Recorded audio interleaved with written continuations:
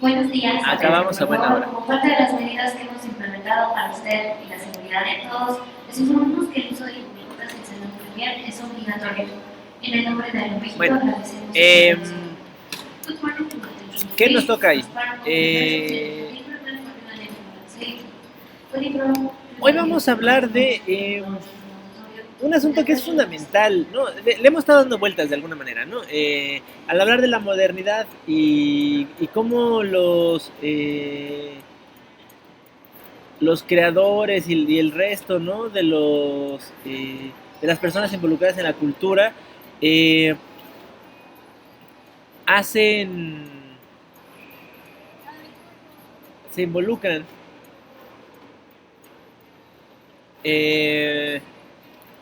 A ver, denme un segundo. ¿De que se pipió? Sí. A ver, no sé, te opongo. No digas, igual.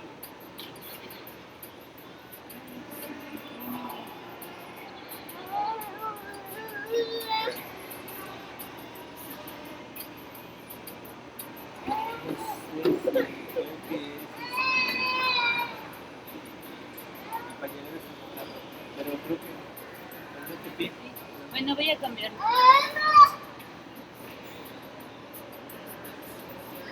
Bueno, ahora sí vamos de vuelta. Les decía yo, entonces de alguna otra manera hemos hablado de este asunto de la cultura sin hablar de la cultura, ¿no? Y sobre todo, ¿cuál es el sentido del vínculo entre modernidad en Latinoamérica y cultura? En ese sentido, ahora tenemos una unidad específica, ¿no? Para hablar de estas dos cosas. ¿Qué es de lo que vamos a hablar hoy? Y hoy vamos a hacer una cosa diferente, ¿no? Normalmente hacemos una lectura al mismo tiempo, pero cada uno por su cuenta, pero esta vez vamos a leer un poco de poesía, entonces me gustaría más bien que eso lo hiciéramos como entre todos, ¿no? Cada quien le sale una estrofa. Y luego algunos comentarios. Bueno, vamos al tema. ¿De qué vamos a hablar hoy? Pues de arte y cultura en América Latina, ¿no? Pero antes de hablar o sea, me parece que, porque de hecho vamos a hablar de esto 2 o 3 clases, antes de llegar al punto, ¿no? Como siempre, pues hay que definir, ¿no? Vamos a definir lo más general.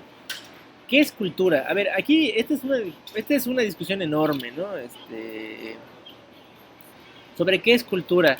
Y les pregunto a ustedes, para ustedes, ¿qué es cultura? Si ustedes tuvieran que definir cultura o dar un ejemplo de algo que sea cultural, ¿qué sería?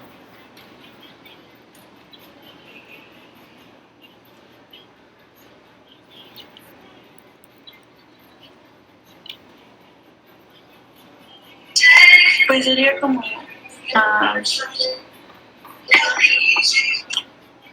la identidad. Ok, la identidad es un buen tema. A ver, ¿qué otra cosa? ¿Qué más dirían ustedes que es cultura? Una tradición, una Un- costumbre. una tradición, una costumbre está buena, ¿no? A ver, me gusta porque tiene una perspectiva amplia y eso está bien. Miren, hay una discusión siempre, ¿no? Hay un sector, digamos, muy restringido, ¿no? Que a veces entiende a la cultura solo como la expresión, fíjense, y de las bellas artes clásicas, la arquitectura, la pintura, la escultura, la música, la danza, la literatura y el cine. Eh, y claro, a ver, estos son parte, ¿no? Del mundo de la cultura, pero no lo son todo. Eh, Luego, hay algunos que suman a la cultura, bueno, además de las bellas artes clásicas, ¿no? Toda la producción académica, ¿no? Entonces, todo el conocimiento, la producción académica, digamos, en los centros universitarios y en los centros formales. Y eso parecería que reduce la cultura a un asunto de clase, ¿no? Porque entonces quien puede ir al teatro, pues accede a la cultura, o quien puede producir teatro, que tampoco está tan fácil, quien puede hacer cine o quien puede eh, consumirlo, ¿no? El cine ha sido bastante democratizador, ¿no? Comparado con otras cosas. Pero incluso hay hasta dificultades porque cuando hablamos de la danza, ¿qué es la? A ver, ejemplos de danza. En su cabeza, cuando les digo la danza es una de las bellas artes, ¿en qué están pensando?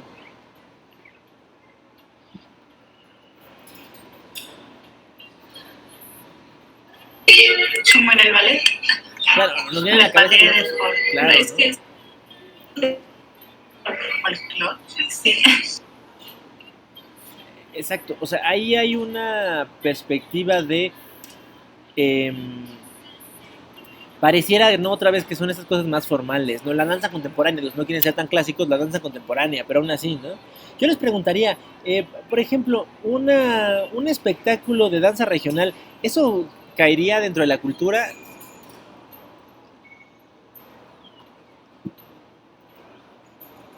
¿Qué piensan? ¿Que sí, que no?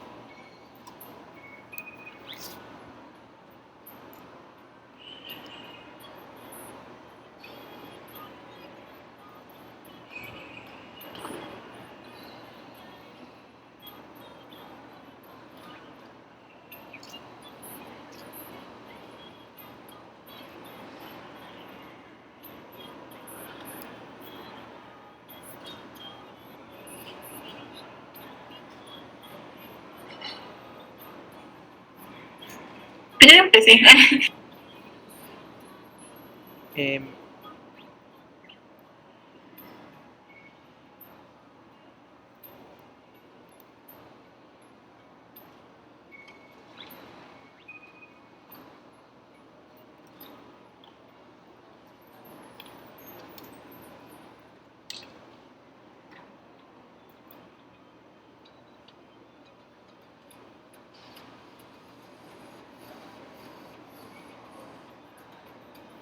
a ver, espérenme porque anda fallando mi conexión.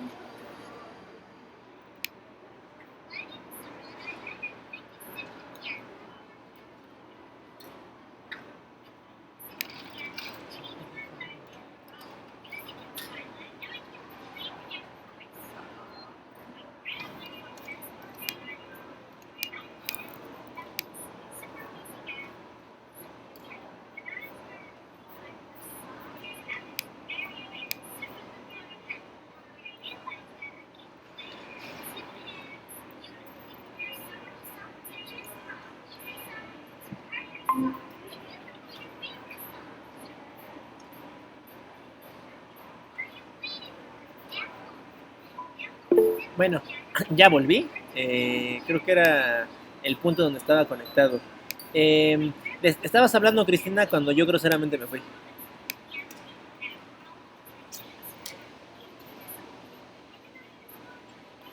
Adelante.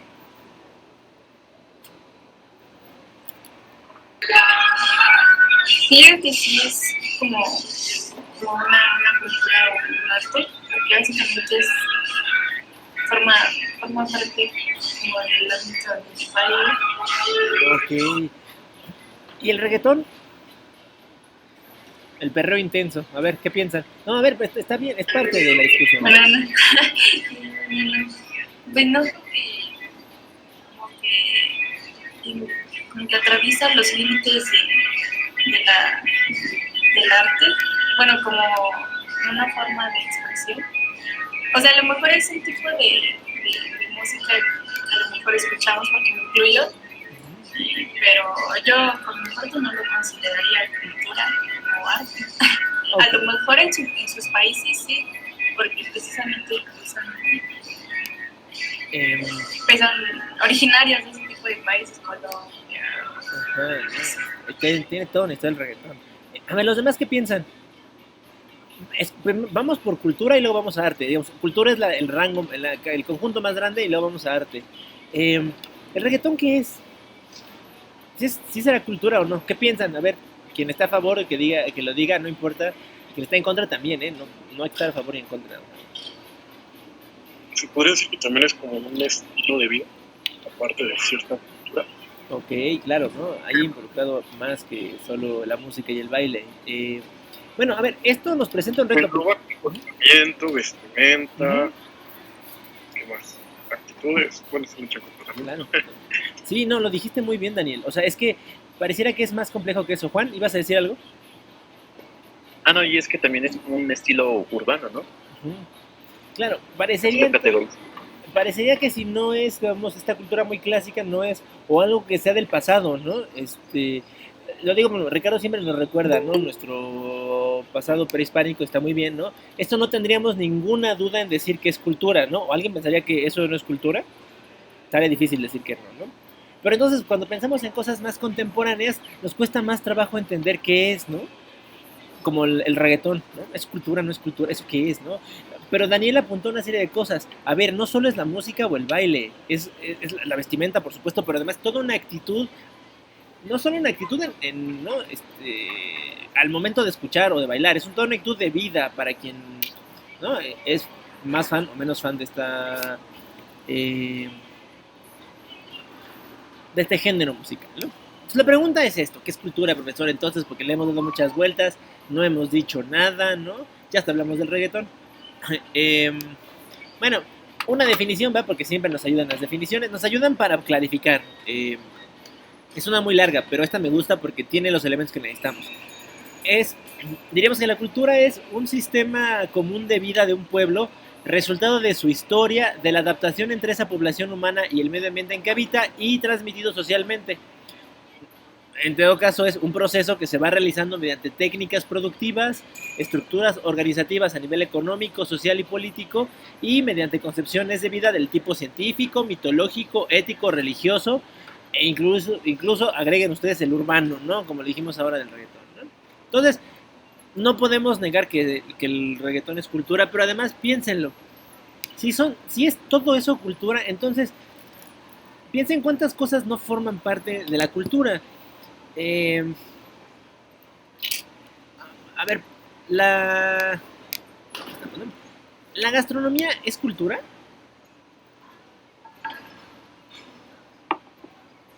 ¿Qué piensan? Sí. Claro, porque la gastronomía termina siendo...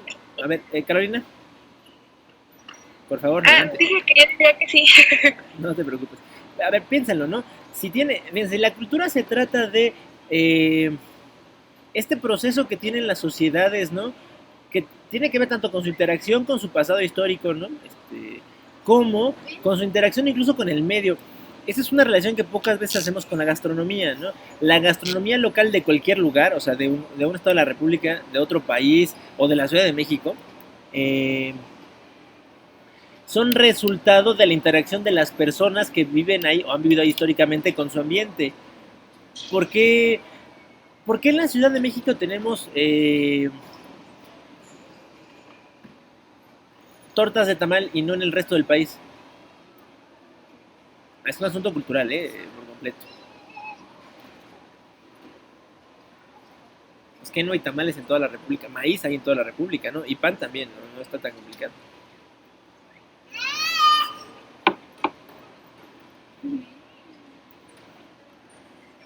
Está difícil.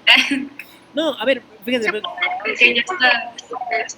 Es que no sé si sea el término correcto de que nosotros lo inventamos, bueno, se nos ocurrió, puede ser, por eso como que es nuestro, bueno, ese... De la región. Ese, ajá, sí. A ver, el tamal sí,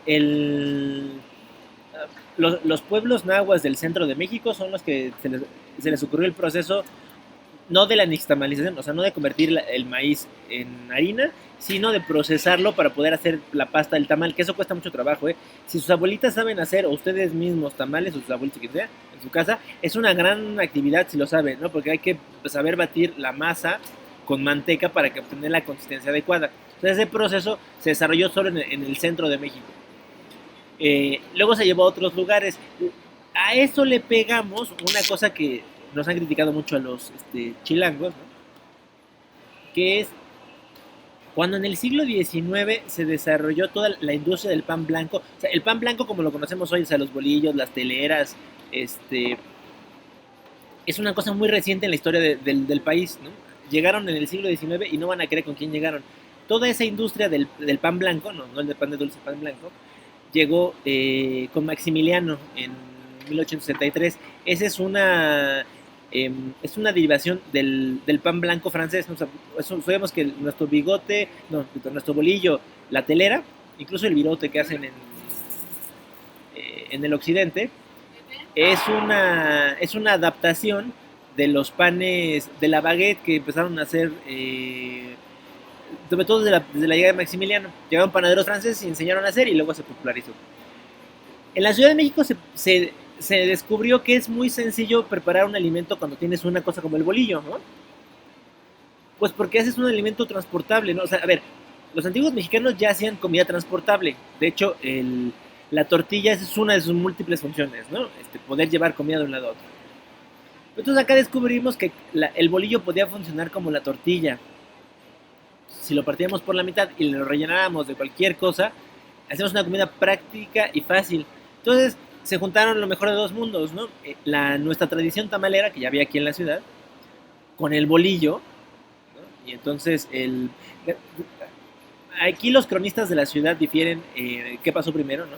Pero sabemos que más o menos en las primeras décadas del siglo XX, o sea, entre 1900 y 1920, aparecieron los primeros puestos de tortas de tamal.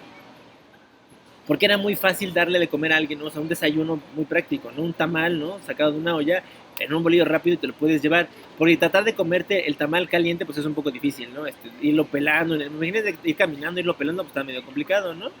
Y luego, o sea, no es tan práctico como se desmorona, no es tan práctico como un plátano, que eso también lo puedes pelar y te lo comes. Bueno, pues no, para que vean, o sea, cómo eso es una cosa que está muy arraigado en el centro de México y cómo tiene que ver con ambas cosas, ¿no? Con la interacción del medio, con la sociedad con el medio y luego también con su pasado histórico. Podemos decir que la cultura se expresa a través de dos cosas, ¿no? A través de la actividad de los creadores, ¿no? Eso es una fundamental. Pero también a través de los bienes culturales que terminan siendo los que perviven, ¿no? Las pirámides que nos muestra recurrentemente Ricardo son un recuerdo de esto, ¿no? Probablemente hayamos perdido parte de del conocimiento para, ¿no? Construir un edificio como ese, pero perdura el bien cultural, ¿no? Los bienes culturales tienden a ser bastante fijos, o tendemos a conservarlos más, ¿no? Vayan a cualquier bazar de antigüedades y se toparán con cosas que son valiosas por sí mismas, ¿no? A lo mejor un cuadro, ¿no? Una pieza de cerámica. Y otras a lo mejor que no tanto, pero aún así las conservamos, ¿no? Probablemente en sus casas, ¿no? Las abuelas de antes tendían a conservar cosas como hasta la pala del mole, ¿no? O del pozole, ¿no? Entonces, pregunten en su casa, ¿no? Y seguramente alguien conserva todavía esa cuchara de madera que era de quién sabe quién de la familia, ¿no? Y que la guardan como si fuera el mayor tesoro. Pero fíjense, ese es un bien cultural. O sea, nos reímos, pero es un bien cultural, ¿no? La cuchara tiene que ver tanto con la técnica artesanal para hacer cucharas de madera, que no lo hace cualquiera, como con la utilidad práctica que tiene, porque es una herramienta fundamental de la cocina. Los molinillos. ¿Alguien sabe qué es todos saben qué es un molinillo? Exacto, Daniel. Sí. Acuérdense, el molinillo es esta pieza de madera que utilizamos para espumar el chocolate. A ver, eso solo se usa en México, porque aunque en España hay chocolate, el chocolate no se espumea de esa manera. El chocolate líquido, ¿no? Entonces, fíjense, ahí tenemos otra vez, ¿no? Una pieza de artesanía, porque vamos a hacer esa cosa, es una artesanía, que al mismo tiempo es un bien cultural que sirve para una práctica que solo se hace aquí. Aquí hay ejemplos, ¿no? De cosas que están asociadas al arte. Ahora, digo al arte no, a los bienes culturales. Ahora, quiero que quede claro esto, no todos los bienes culturales pueden comer, o son obras vinculadas con el arte. Esto, sobre todo, váyanlo pensando con lo que están trabajando con los creadores con los que están trabajando, los que van a entrevistar, porque fíjense, aquí les puse algunos ejemplos, ¿no? La gastronomía, la política y la ciencia son parte de la cultura, ¿no? O sea, la gastronomía ya hablamos creo que mucho de ella. La política lo es, porque la política termina siendo una forma en la que se expresa la cultura de una sociedad, ¿no? De hecho, que haya sociedades más autoritarias o menos autoritarias, unas más democráticas que otras, corresponde a eso. Es una forma en la que esas mismas sociedades interactúan y entienden qué es el poder y luego su relación con el poder. En América Latina, por ejemplo, tenemos una experiencia del poder muy peculiar, porque En general, las sociedades latinoamericanas están acostumbradas al poder centralizado y a la existencia de caudillos, ¿no? O sea, de personas que ejercen el poder de manera fuerte, ¿no? Y autocrática. Autocrático quiere decir que donde uno manda, ¿no? Un autócrata. Eso es muy común en América Latina y entonces por eso complica las cosas cuando hablamos de términos como la democracia. Porque la democracia tendría que ver con lo opuesto, ¿no? Que el poder se reparta, que no haya figuras autocráticas, al contrario, ¿no? Figuras que busquen consensos antes que la decisión personal. Y acá cuesta mucho trabajo. Tenemos muchos ejemplos de estos políticos. Piensen en uno, ¿no? ¿No?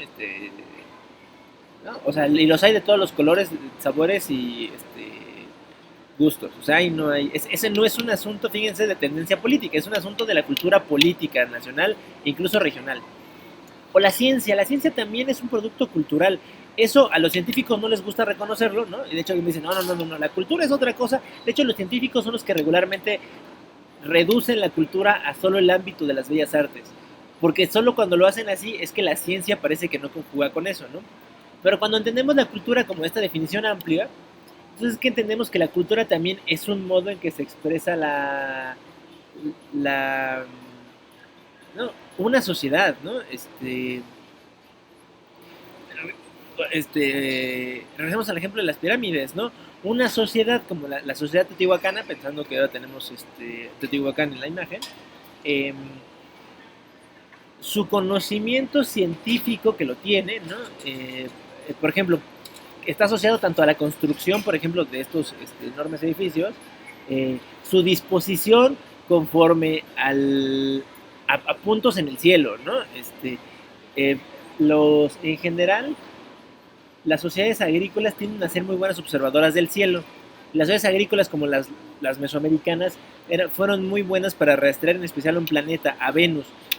Entonces, tanto en la península de Yucatán como en el centro de México tenemos muchos edificios que tienen una orientación conforme al trayecto de Venus, conforme al trayecto de la Luna, conforme al trayecto del Sol. Y Teotihuacán es un buen ejemplo, ¿no? Está orientado conforme al paso del Sol y la Luna, ¿no? O sea, las pirámides están donde están no de manera, digamos, aleatoria, sino hay un conocimiento científico previo que permite orientarlas a las pirámides en cierta forma. Conocen esta pirámide, no, al menos en relatos, esta pirámide en Chichén Itzá que cada equinoccio genera un efecto como si una serpiente descendiera por las escalinatas de la pirámide. Es muy popular, ¿no? Bueno, piénsenlo, ese es hay un conocimiento científico, pero que se expresa a través de la cultura. Lo que pasa es que la ciencia contemporánea tiende a hacer una separación, ¿no? Y esa separación lo científico es una cosa separado de la cultura, ¿no? Pero ¿en qué otro momento de la historia, ¿no? Los científicos hubieran tenido... Bueno, a ver, piensen en una cosa que es muy boba, pero que nos ayuda a entenderlo, ¿no? Todos vieron, o al menos saben que...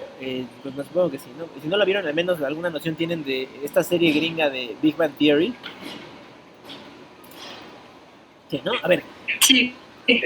Piensen en la personalidad de todos estos, ¿no?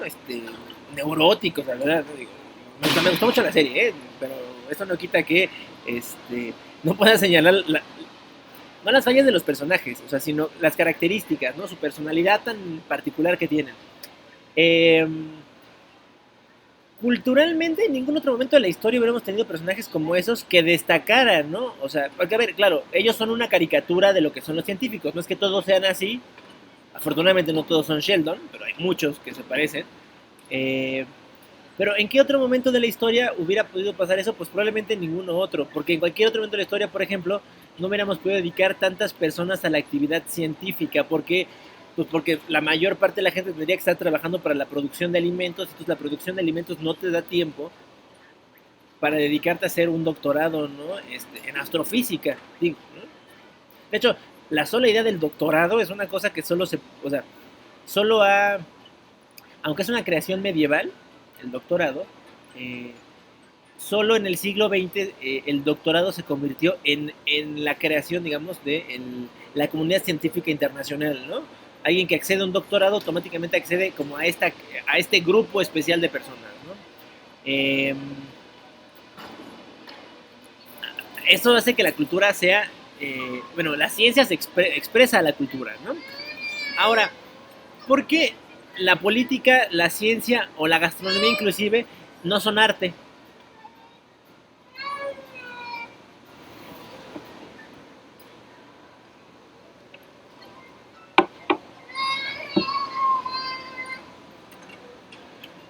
Piensen en un género musical que les guste. ¿Y por qué eso sí es arte? ¿Y por qué, no sé, las campañas políticas no lo son? ¿O por qué el mole tan delicioso que el mejor mole que hayan probado en su vida no lo es? ¿O por qué no el telescopio, la Estación Espacial Internacional no es una obra de arte?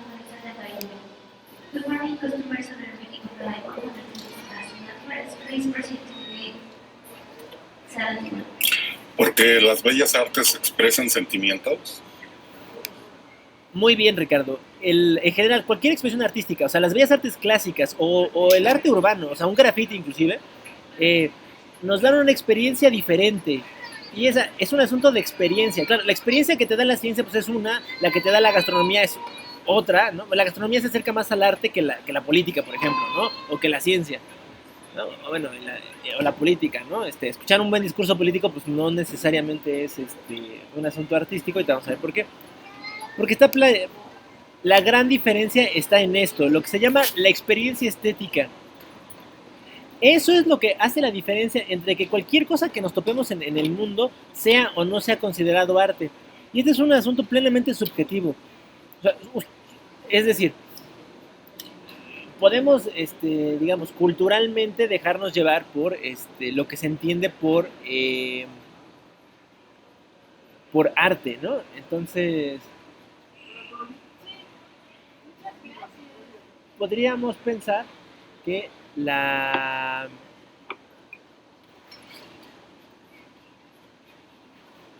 lo mejor, no sé, a ver, vamos a ver un ejemplo. El movimiento muralista mexicano, ¿no? A ver, ¿han visto, ya sé, una que es muy, muy clara? ¿Han visto conocen el Poliforum o han visto fotografías del Poliforum?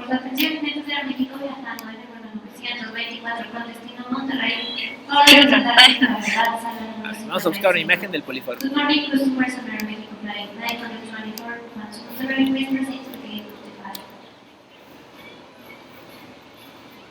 Buenos días, gracias por su atención. Clientes de México viajando en el vuelo 924 con destino a Monterrey.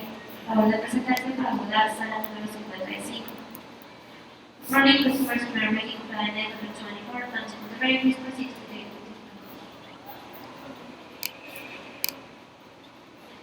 A ver, espérenme, ya lo tengo acá.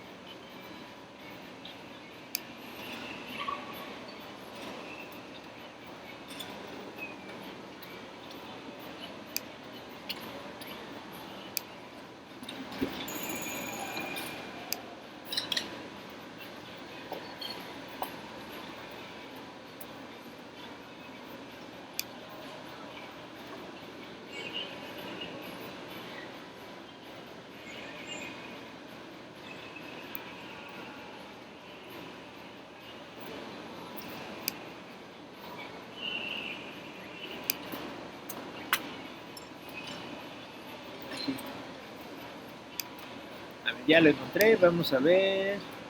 Vamos a cambiar a esta pestaña. Anda lenta mi compu. Fíjense, estamos viendo la esquina de Insurgente Sur y... Ay, no me acuerdo. Bueno, esto es en la estación Poliforum del Metrobús, por supuesto, y el World Trade Center está ahí atrás. Bueno, este es un edificio que construye... Creo que tiene el micro apagado, profe. Ya estoy bien emocionado hablando del Periferum y tengo que parar. Bueno, A ver, estamos en la esquina de Insurgentes y no me acuerdo cómo se llama la otra calle. Bueno, del otro lado es Luz Aviñón. En el Metrobús literal Poliforum, ¿no? Este es un edificio construido por David Alfaro Siqueiros, uno de los maestros de la corriente del muralismo mexicano de la mitad del siglo XX. A Siqueiros se le ocurrió construir un edificio que expresara la monumentalidad del muralismo, ¿no? El muralismo tiene un carácter monumental, ¿no? O sea, de hecho, está inspirado justo, y las pirámides hoy, la verdad, que van a ser nuestra referencia, en eso, ¿no? En que toda la tradición prehispánica tiene un sentido monumental, ¿no? O sea, cualquiera de ustedes que haya estado en una zona arqueológica tiene esa sensación, ¿no? Te estás parando en un lugar que parece como de gigantes, ¿no? Los edificios siempre son muy altos, de proporciones sobredimensionadas, digamos así, ¿no? Entonces así que a Queiroz se le ocurrió que nos hacía falta algo así en la ciudad, ¿no? Que expresara al mismo tiempo los contenidos del movimiento muralista y que nos recordara esto. Bueno, y se asocia con un empresario, construye este lugar, y este lugar tiene un teatro dentro y tal, ¿no? Entonces, uno camina por la acera de Insurgentes, por eso es la imagen del Google Maps que quería usar, y lo que se topa es, bueno, si van circulando por la calle, pues ven esto y da la sensación del mural. Cuando uno se acerca, y aquí está, a ver si me da el acercamiento a la imagen que quiero, está armada en la parte de arriba, es concreto y acero bien delineado, pero toda la parte de abajo es como pedacería la pueden ver, ¿no?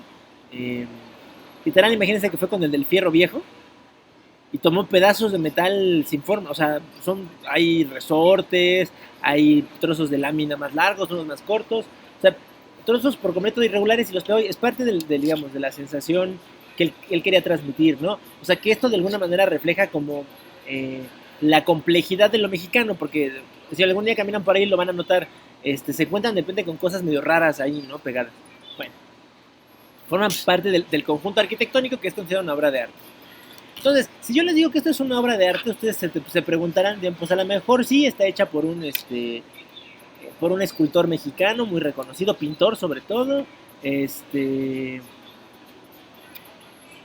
Dicen que es una obra de arte, pues yo creo que es una obra de arte. Ahora, esa es una cosa que yo les diga. Otra cosa es que yo les pregunte, ¿qué experiencia, o sea, qué les hace sentir esa pared? ¿Les dice algo a ustedes en lo personal?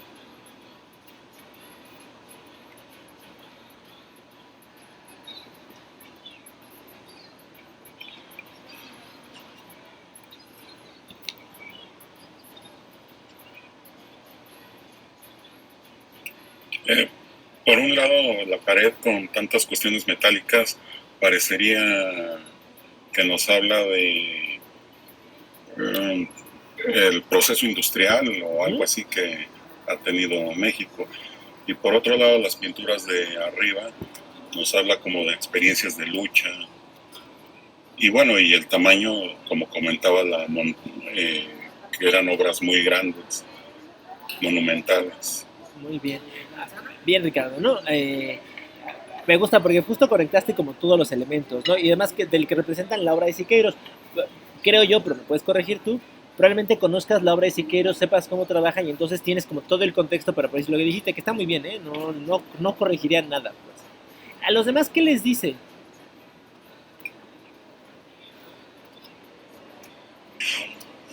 Pues sería como el ritmo que utiliza en la colocación de cada una de las piezas. Okay. El ritmo, por cómo están acomodadas. A mí me da, no sé, como ansiedad ver todas esas piezas chiquitas, o el que parece como engrane, el circulito que está ahí. ¿No? Sí, a ver, creo yo que cuesta un poco de trabajo. A ver, esto, sobre todo en el siglo XX, ha surgido como una cuestión que está vinculada con el arte y ahora, cuando lo llevamos a Latinoamérica, es más específico. Para comprender el arte es necesario tener siempre el contexto. Por eso decía lo de Ricardo. A ver, digo, no sé, que no me corrija Ricardo, pues puede que yo tenga razón, ¿no? Y él conoce un poco la obra de Siqueiros, sabe de qué va, cuál es, digamos, la inspiración de Siqueiros, cuál es su pensamiento. Pues tiene sentido todo lo que nos dijo. Pero entonces, si yo no tengo ese bagaje cultural, entonces no puedo apreciar una obra de arte, ¿no? A ver, aquí hay una discusión, ¿eh? Hay algunos que afirman que no, que entonces uno debería de tener siempre como un contexto previo para poder entender una obra de arte. Eso explica por qué en algunos museos nos ponen plaquitas. Las plaquitas están ahí para darnos ese poquito de contexto y entendamos lo que tenemos enfrente. Algunas placas son muy bien hechas, ¿no? Y entonces no solo te dan las características físicas, ¿no? O sea, las medidas, el material y el nombre. A veces te dan un poco de la historia de la obra o qué quiso decir el autor. Pero piénsenlo cuando leen una novela.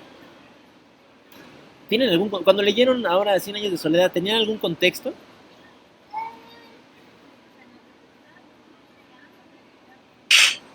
Bueno, enfocarse a...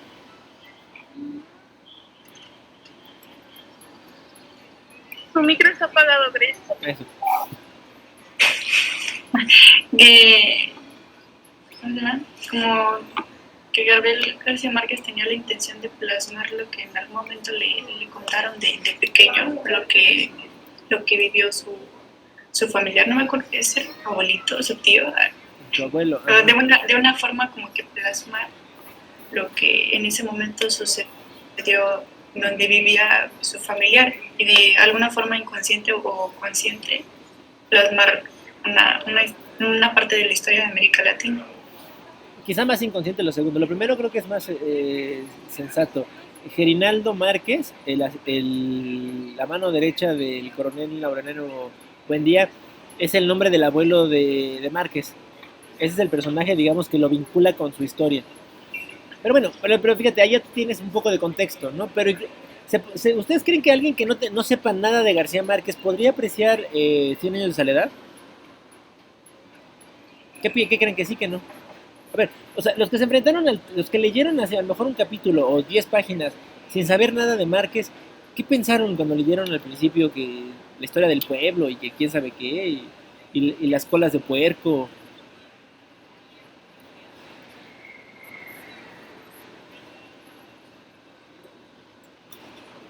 Siento que por ser una novela, puede ser que sin contexto sí se pueda entender, ya que dices, no, pues es algo ficticio, ¿no?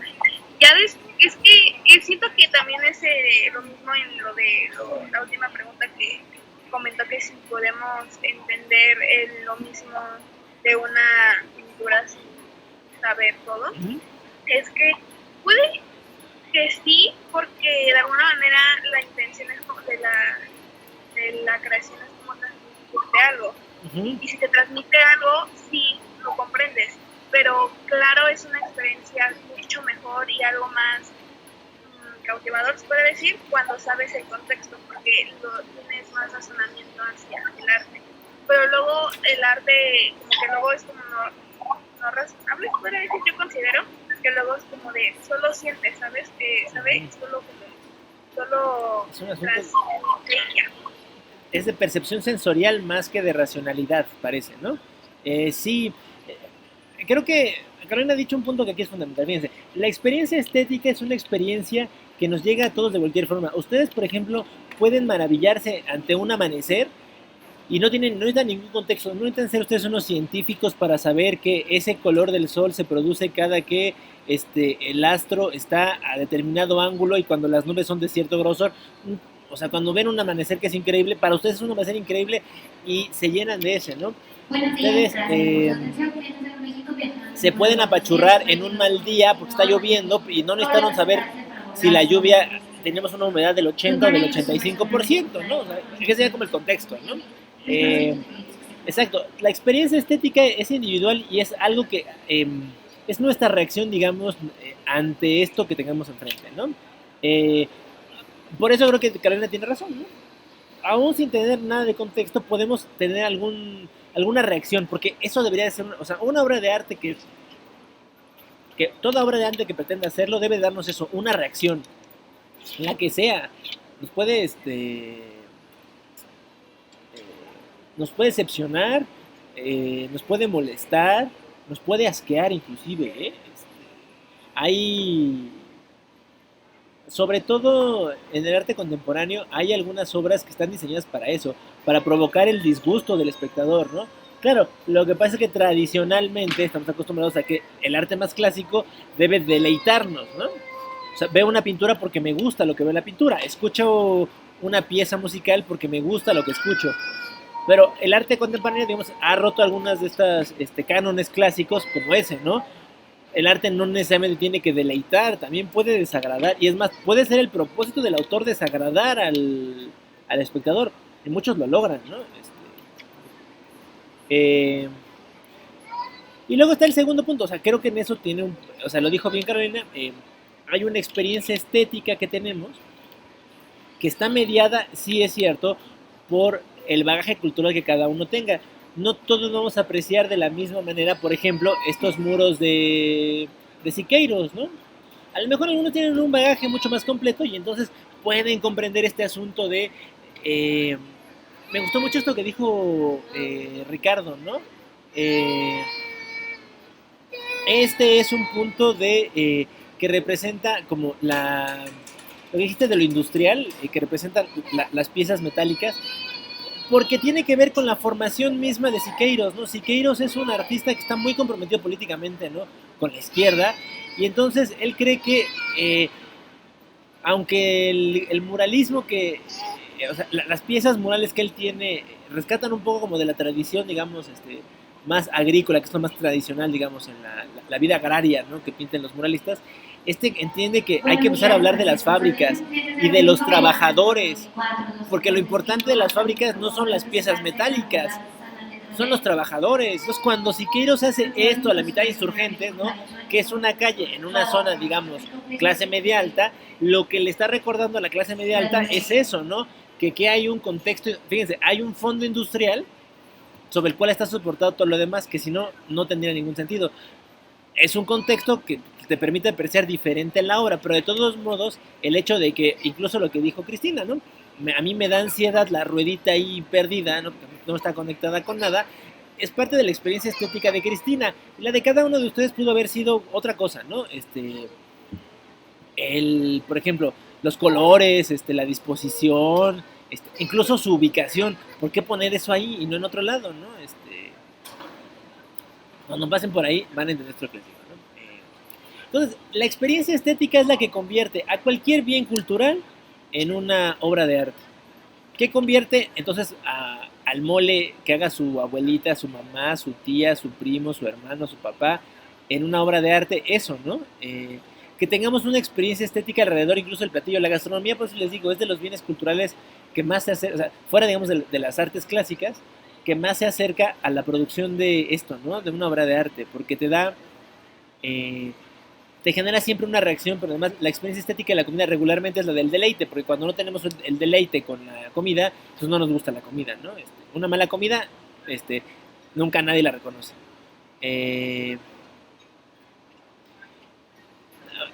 Por ejemplo, piénsenlo, para la política pues está medio complicado, ¿no? Tendríamos que escuchar a un orador que sea muy bueno para que una pieza de oratoria en un discurso político se convierta en una obra de arte, ¿no? Pero eso, fíjense, necesitaría entonces ya no solo de quien escribe el discurso, sino de la capacidad del orador para transmitir, ¿no? Y eso lo acerca más al artista que al político, ¿no? Hemos tenido en México de esos oradores, yo creo que de los últimos, Jesús Reyes Heroles, ¿no? Un político priista de los 80, ¿no? Tenía como las dos venas, era un político con mucho colmillo y además era un político bien formado, ¿no? Uno de estos entrenados en oratoria, ¿no? Y entonces echaba unos discursos largos, pero que animaban a la gente, ¿no? Hoy en día, por ejemplo, eso se ha perdido mucho. Escuchen cualquier debate presidencial o de cualquier candidatura, no importa el partido, la verdad es eso. Y hay como un sonsoneo, o sea, ya está muy pensado en términos del marketing y menos en términos de la experiencia estética, ¿no? A lo mejor ahí haya que colectar algo, ¿no? Si alguien se quiere dedicar a la política, ahí tiene una beta de oportunidad. Ahora, esto, acuérdense, hay que traducirlo a América Latina, ¿verdad? Porque, digamos, hablamos de generalidades. Ahora, ¿cómo hacemos que esto se vincule con o se traduzca en arte latinoamericano, ¿no? Y entonces ahí es donde empiezan las cuestiones, porque ya hablamos bastante, ¿no? Estamos hablando de un grupo de países cuyas sociedades han pasado por, recuperando la crítica que hacen, ¿no?, desde la perspectiva económica, por, digamos, formalizar o al menos justificar regímenes que son desiguales, ¿no? La desigualdad parece que está justificada en América Latina, aunque la combatamos oficialmente, pareciera que es un asunto que está bien visto, ¿no? O menos si no está bien visto, al menos está permitido socialmente, ¿no? O sea, nadie se espanta porque haya desigualdad, pareciera que es normal, ¿no? Apenas yo creo que estamos en, probablemente ustedes sean esa generación a partir de la cual hay un cambio ahí, ¿no? El cambio sea que la desigualdad deje de ser socialmente aceptable y comienza a ser socialmente inaceptada, ¿no? Eso nos obliga a hacer un cambio ahí. Esperemos que así suceda. Pero si no, eso sí marca, por ejemplo, el arte. En América Latina es una de esas regiones en el mundo donde pareciera que hay una división enorme, ¿no?, entre lo que se llama las artes clásicas, ya las dijimos, y el arte popular o el arte urbano. Y pareciera que fueran dimensiones completamente diferentes, ¿no? Pero en el fondo, pues les digo, esto ya lo pueden justo vincular con lo que están haciendo para su trabajo y las entrevistas que van a hacer. Los músicos que iban a entrevistar a ustedes, ¿no? A ver, el hecho de que no sean, no toquen una orquesta de cámara, no hace que su trabajo sea menos artístico que el de un músico de cámara, ¿no? Conocía yo como 3 ejemplos, pero los demás, ¿qué van a hacer? A ver, ustedes, Cristina, tú y tu equipo eran músicos, ¿no? Y también Ricardo, estabas con Luis, me dijo, ¿no? También tenían a otro músico. ¿Alguien tiene a alguien que no sea músico? Bueno, yo estoy con Saúl y con Saúl. Tenemos una cantante de hip hop. Súper. No, pues súper bien. Pero a ver, alguien que no esté trabajando con música.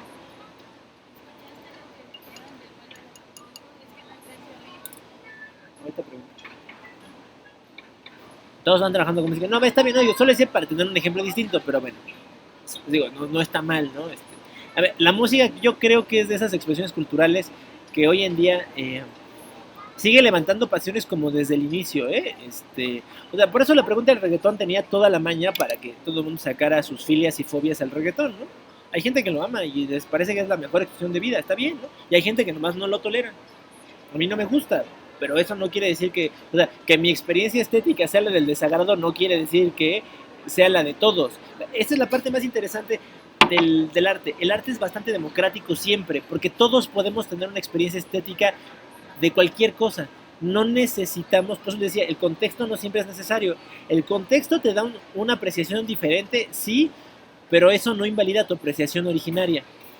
O sea, pues les preguntaba, si alguien leyó 100 años de soledad, lo empezó a leer sin saber quién era García Márquez, y después quisieron ir a ver quién es, su primera experiencia, que fue la lectura sin saber nada del autor, probablemente siguió siendo válida después. O sea, a lo mejor complementaron cosas, a lo mejor matizaron, pero su primera experiencia fue esa, ¿no? Me enfrenté a lo que yo no sabía.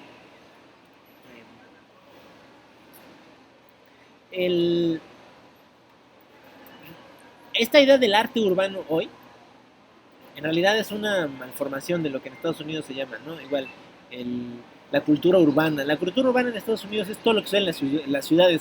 Pero no diría, profesor, pero pues también las artes clásicas se desarrollan en las ciudades. Sí, por eso el término es medio tramposo, ¿no? Porque pues urbano también es la danza regional. También aquí se baila. De hecho, las grandes escuelas de danza regional en México están en las ciudades. Pero eso no es arte urbano, ¿no? El movimiento muralista es el arte más clásico en México y es urbano por completo, ¿no? O sea, ninguno de los muralistas fue a pintar, salvo Chapingo, que creo que es como una de estas sedes grandes del muralismo. El resto del arte mural se fue a poner en los edificios públicos de las ciudades. Porque la idea es que ahí se iba a desarrollar esa nueva sociedad latinoamericana, bueno, o la mexicana, y ahí había que verlo. Entonces, cuando tratamos de hablar del arte y de la cultura, y en especial del arte en América Latina, tenemos que hacerlo pensando en esto, que regularmente los artistas se enfrentan a este asunto primero de el económico, que es el más triste, ¿no? Ustedes van a bombardear a sus entrevistados con esas preguntas, ¿no? Pero está bien, porque además es parte de la realidad latinoamericana.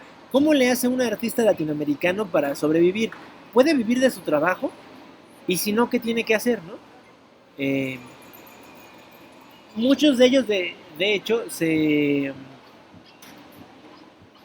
terminan convirtiendo esto en parte de su temática propia, ¿no? Quizá uno de los ejemplos que más me gustan, por ejemplo, para hablar de esto es, no creo si se los dije, creo que sí hablamos una vez de esta canción, pero si no, la podemos volver a hablar de ella, no importa. La carencia de Panteón Rococó, ¿la han escuchado? Fíjense, a ver, Sí. ¿por qué es una canción icónica? ¿De qué habla? A ver. Bueno, primero, ¿alguien no la conoce? A ver, antes, no es el que yo digo que sí, alguien diga que no. Si no, no importa, está bien, no para escucharla, la ponemos. Si no, no han escuchado, y seguimos. Bueno, Cristina está riendo porque creo que se va a poder cantar. Pues prácticamente habla de lo que las personas, las familias llegan a vivir en su día a día, o lo que está sucediendo en la sociedad. A lo mejor en ese entonces que empezó a salir la canción, pero hoy en día si uno la vuelve a escuchar, dice, ¿no? Pues prácticamente está sucediendo lo mismo. Exacto, ¿no?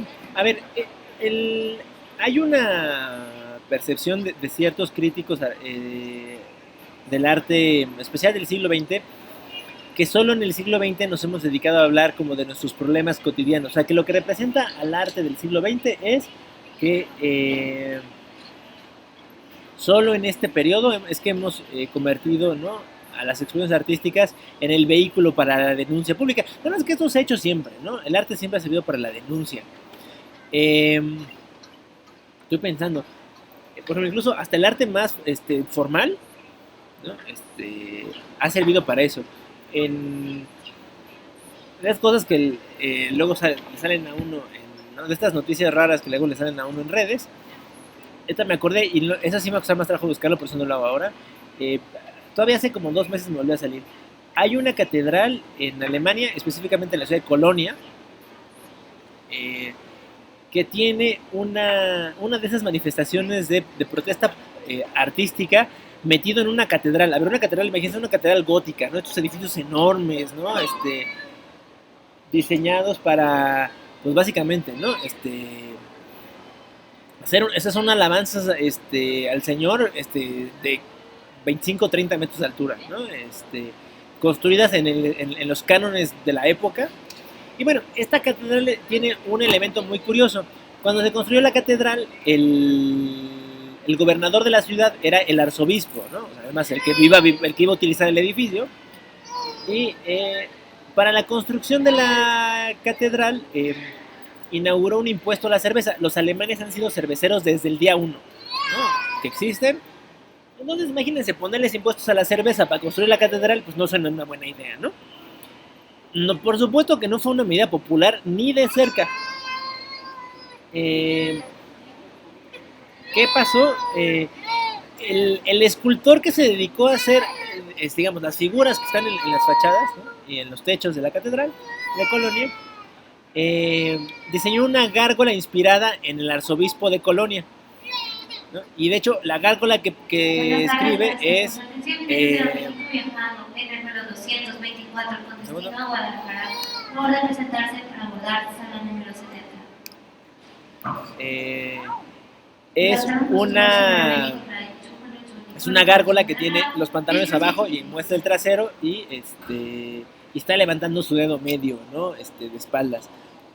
A ver, es una forma de protesta, ¿no? Claro, porque por supuesto que el arzobispo no se iba a poner a revisar una a una las esculturas para ver si no había una con su cara, ¿no? No. Pero está ahí, ¿no? En América Latina, y de hecho la carencia es un muy buen ejemplo, es muy evidente, sobre todo que el arte termine haciéndolo, ¿no? O sea, Siqueiros, que hace rato estábamos hablando de él, lo hace de manera muy particular, ¿no? Todas las obras de Siqueiros tienden a ser, ¿no?, hay que decirlo, ¿no?, Siqueiros les dice que está muy convencido, ¿no?, tiene una posición política muy clara, ¿no? Siqueiros es un hombre de izquierda. siempre que pinta a la clase media, a la burguesía o incluso a los capitalistas, siempre los pinta como si fueran demonios, ¿no? Son caras largas, sonrisas así malévolas, ¿no? A ver, está haciendo Siqueiros una declaración, ¿no? Yo creo que estos que me pagan para que yo haga estas cosas, son los villanos de la historia, ¿no? Está bien, ¿no? O sea, a ver, el señor tiene una posición muy clara y nos las demuestra. Lo que les dije del mural, que aunque está un poco más escondido y hay que tener un poquito de contexto, pero esto, ¿no? Pongo a la mitad de una colonia, diríamos nosotros, una colonia fresa, un monumento que representa, o que dice, ¿no? El propio muro, las bases de todo esto es el desarrollo industrial y que ese desarrollo industrial no está dado por las máquinas en sí, ¿no? O sea, las máquinas no son solas, son las personas que operan esas máquinas las que hacen que todos ustedes puedan vivir bien, ¿no? Entonces, ya le dio una vuelta.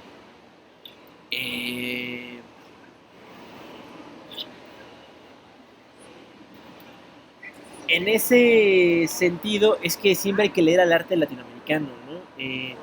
Nos va hablando de lo que está pasando. A veces es más, digámoslo, a veces es muy expresivo, ¿no? A veces es tan duro como la carencia, a veces está medio oculto, como el muro de Siqueiros, pero regularmente trata de presentar esto, ¿no? Que las condiciones en la región no son las mejores y siempre hay un recuerdo hacia el pasado, como el pasado tuvo mejores momentos, ¿no? De hecho, normalmente cualquier autor que trate de rescatar el contenido del pasado indígena lo presenta en términos de es un momento utópico en el sentido de algo que podía pasar, ¿no? Y que fue mejor seguro que lo que tenemos ahora, ¿no? Digo, no lo sabemos, pero al menos el arte regularmente latinoamericano tiende a pintar lo indígena como este momento, al menos no habían los mismos problemas y de eso sí estamos seguros.